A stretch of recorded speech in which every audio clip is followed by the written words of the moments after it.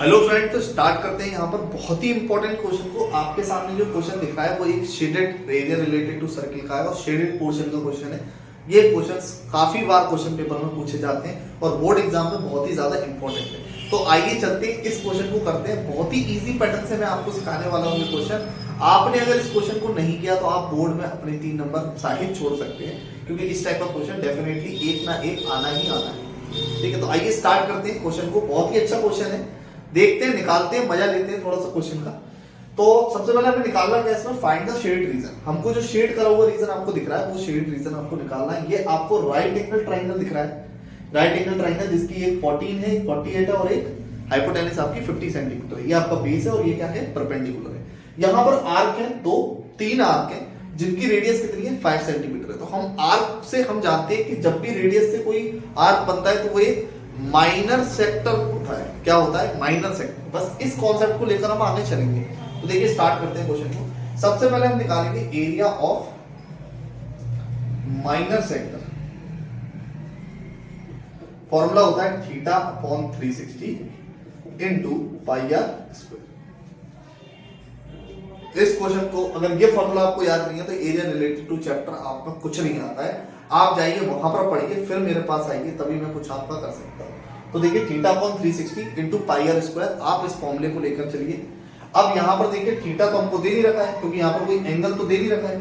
तो एंगल को हम क्या मान लेंगे, एंगल को हम थीटा 1 मान लेंगे। क्या मान लेंगे, थीटा 1। तो यहां पर हम दे लेते हैं theta 1 upon 360 into pi r square. अब देखिए यहां पर R1, R2 और R3 दोनों ही क्या है, सेम है, 5 सेंटीमीटर 5 सेंटीमीटर 5 सेंटीमीटर। तो तीनों का माइनर आर्क निकालते हैं। तो यहां पर हम एरिया, ये तो फर्स्ट वाला माइनर आर्क हो गया, area of second minor arc equal to theta 2 upon 360 into pi r square. देखिए आर स्क्वायर ही लिखिए, R1 स्क्वायर लिखने से कोई फायदा नहीं, क्योंकि सारे ही क्या है 5 सेंटीमीटर के। अगर अलग होते तो R1 R2 डालते हैं। अब area of third minor sector, minor sector not are sector, third minor sector theta 3 upon 360 into pi r square. ठीक है, अब आपको मालूम है इस ट्राइंगल में से ये एरिया हमको क्या करना है, बाहर निकालना है, मतलब कि हटाना है इसको। तो हटाने के लिए हमको इन तीनों एरियाज को क्या करना पड़ेगा, प्लस करना पड़ेगा, ऐड करना पड़ेगा। तो कर देते हैं total area covered by minor sector. तो ये कवर कर, ये माइनर सेक्टर हमने क्या कर दिया, इसमें से निकाल दिया। तो हमको मालूम है सारे सेक्टर्स को आपस में क्या कर देंगे, प्लस कर देंगे। Theta 1 upon 360 pi r square plus theta 2 upon 360 into pi r square plus theta 3 upon 360 into pi r square. ठीक है, ये सारी चीजें हम निकाल सकते हैं। ठीक है, अब इनको प्लस कर लेते हैं। तो यहां से आएगा हमारा थीटा 1, देखिए पाई आर स्क्वायर तो कॉमन आ सकता है और 360 कॉमन आ सकता है, लेकिन थीटा 1 2 3 कॉमन नहीं आएंगे। तो हम क्या करेंगे, यहां पर पाई आर स्क्वायर अपॉन 360 को क्या कर लेंगे, कॉमन निकाल लेंगे।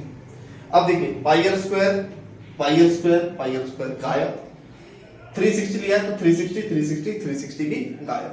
यहां पर क्या रह जाएगा, theta 1 plus theta 2 plus theta 3। हमको मालूम है ट्राइंगल का सम कितना होता है, 180 डिग्री। तो यहां पर थीटा 1 थीटा 2 थीटा 3 तीनों ही क्या होंगे, 180 डिग्री के होंगे। तो यहां पर लिख देते हैं theta 1 plus theta 2 plus theta 3 equal to 180 degree. अब जैसे ही हमने ये लिख लिया, उसके बाद हमें इसमें से वैल्यू पुट करनी है उसकी। तो यहां पर हम लिखेंगे पाई आर स्क्वायर अपॉन 360 इंटू 180। ठीक है, 180 से 360 कितने टाइम्स कटेगा, 2 टाइम्स। अब वैल्यू रख देंगे पाई आर स्क्वायर। तो हम लिख सकते हैं 1 अपॉन 2 इंटू पाई की वैल्यू कितनी होती है, 22 अपॉन 7। तो यहां पर लिख देंगे 22 अपॉन 7 इंटू, यहां पर हमारे को 5 सेंटीमीटर दे रखे हैं रेडियस, तो 5 का स्क्वायर। तो यहां से आंसर कितना आ जाएगा हमारा, 5 का स्क्वायर 25 और 25 का इससे मल्टीप्लाई करना है। तो हमारा आ जाएगा 25 का, अच्छा इसको कैंसिल आउट कर सकते हैं 2 से 11। ठीक है, अब 11 का करना है तुमको 25 से, तो 25 से 11 का करेंगे तो हमारा आएगा 275। कितना आ जाएगा, 275 अपॉन 7, 275 अपॉन 7 सेंटीमीटर स्क्वायर। ये किसका एरिया आ गया? वो एरिया जो इस ट्राइंगल में से हमको क्या करना है, निकालना है, हटा देना है, ठीक है। अब हम निकालेंगे ट्राइंगल का एरिया, तो ट्राइंगल का एरिया हम निकालना है, तो area of triangle equals to half base into height. Half base कितना है हमारा, तो बेस है हमारा 48, हाइट कितनी है 40, तो यहां पर लिखेंगे 48 इंटू 40, 2 के टेबल से 14 कितने टाइम्स कटेगा, 7 टाइम्स, तो आंसर आ जाएगा 48 इंटू 7। तो यहां से 7 एरिया कितना होता है 56, तो 6 5 कैरी और 7 4 जा 28 और 5 33, यहां पर आ जाएगा 33 सेंटीमीटर स्क्वायर। ये आपका पूरे ट्राइंगल का एरिया है, कितना है, पूरे ट्राइंगल का एरिया। ये क्या है, इस जो एरिया है जिसको हमें निकालना है, तो एरिया ऑफ शेड रीजन कैसे आएगा, इसमें से अगर मैं इसको इसमें माइनस कर दूं तो हमारा आंसर आ जाएगा, क्या करूं मैं, इस पूरे ट्राइंगल में से इन 3 चीजों को निकाल दूं तो वही एरिया शेड रीजन होगा, ठीक है। तो यहां पर हम इसको यूज कर लेते हैं, यहां पर लगाकर देखिए ये पूरा पैटर्न आपको समझ में आ चुका है। यहां से हमने एक एरिया ऑफ ट्राइंगल निकाला और जो इतनी सारी मेहनत करी है वो निकाला एरिया ऑफ सेक्टर का सम, जो कि 275/7। अब एरिया ऑफ शेडेड रीजन निकालते हैं, तो एरिया ऑफ शेडेड रीजन निकालने के लिए हमने क्या किया, टोटल ट्राइंगल का एरिया 336 माइनस 275/7, ठीक है। अब देखिए 336 माइनस 7 का डिवाइड कर देंगे क्योंकि पॉइंट में कटने वाला है, तो 7 3 जा 21, ठीक है, और 21 और 6 5 7 9 जा 63 और 2 7 2 जा 14 और 6 तो 7 6 जा 42 7 7 जा 49 7 8 जा 56, इतना बहुत है, ठीक है। 2 पॉइंट तक निकाल दीजिए क्योंकि कटने वाला तो वैसे भी नहीं है, तो 7 3 21 6 5 7 3 19 20 14 6 और 8, ठीक है, करेक्ट है।